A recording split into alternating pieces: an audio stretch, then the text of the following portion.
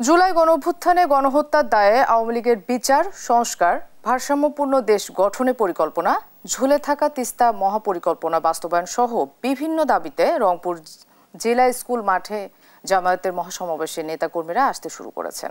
শুক্রবার সকাল থেকেই বিভাগের বিভিন্ন জেলা ও উপজেলা থেকে নেতাকর্মী ও সমর্থকরা আসছেন।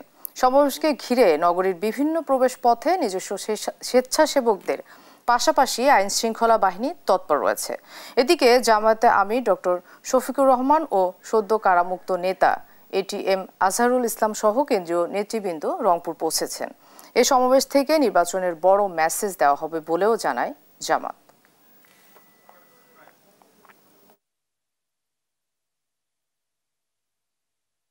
আজকে আমাদের বহুল প্রত্যাশিত জনসভা ইনশাআল্লাহ হবে। কিছুক্ষণের মধ্যেই আমাদের দেখা যাবে যে মাঠ পরিপূর্ণ হয়ে যাবে এবং আমাদের কেন্দ্রীয় মেহমান আমাদের আমিরে জামাত তিনি ইতিমধ্যে এসেছেন এবং সকল মেহমানবৃন্দ এসেছেন। আমরা আশা করতেছি আজকের এই জনসভা একটি স্বতঃস্ফূর্ত এবং সার্থক একটি জনসভা হবে ইনশাআল্লাহ। দীর্ঘ 17 বছর পর রংপুর অনুষ্ঠিত হচ্ছে জামায়াতের সমাবেশ। জেলা স্কুল মাঠে হওয়া সমাবেশকে ঘিরে নেতাকর্মীদের মাঝে দেখা দিয়েছে উচ্ছ্বাস। এ নিয়ে আরো জানাতে সমাবেশস্থল থেকে সরাসরি যুক্ত হচ্ছেন আমাদের সহকর্মী রফিক ইসলাম।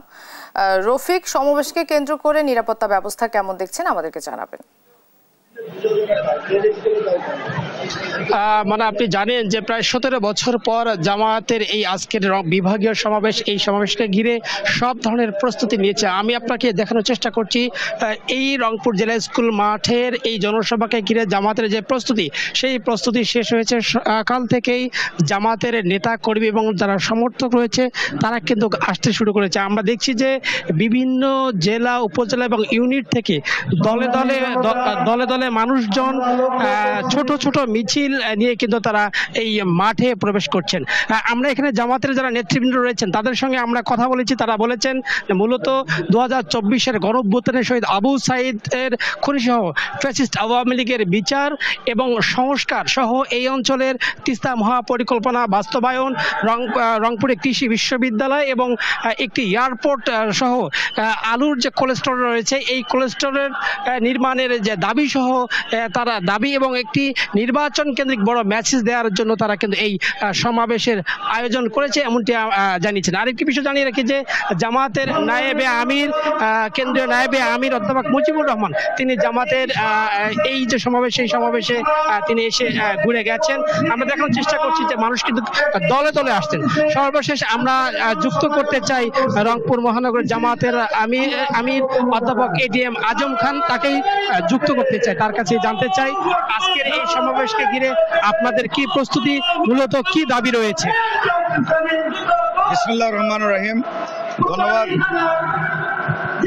ধন্যবাদ আপনাকে।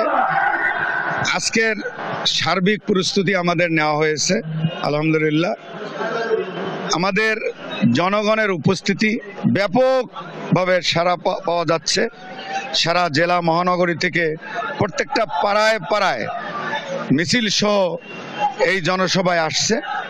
আর কারণটা আসলে মূলত ফ্যাসিস্টদের সময় কোনো রাজনৈতিক দল মত এরকম জনসভায় করতে পারতো না।